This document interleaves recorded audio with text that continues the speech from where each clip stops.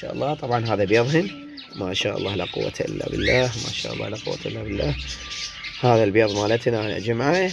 طبعا هذا صار له 17 يوم. كل مشكلة مع علي، بس أهم شي لا تخليه بالشمس ولا تخليه بالحر، تخليه مكان درجة حرارته متساوية، مثلا بكنتور أو شي، بس مو بداخل الكنتور. إذا صيف ترى حارة كلش يفسد.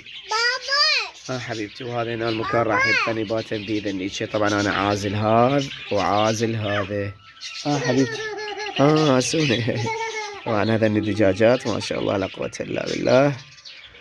هسه راح أشوفكم الطريقة إن شاء الله. راح أبدل المكان، راح أخلي هذا الصندوق، وأخلي هاي القونية اللي موجودة بيها هنا حتى لا تنتقل الرطوبة مال القاع. وأيضا راح أخلي هذا الجلفاص، وأرتبه البيضات، وراح إن شاء الله أصورها وهي راقدة إن شاء الله.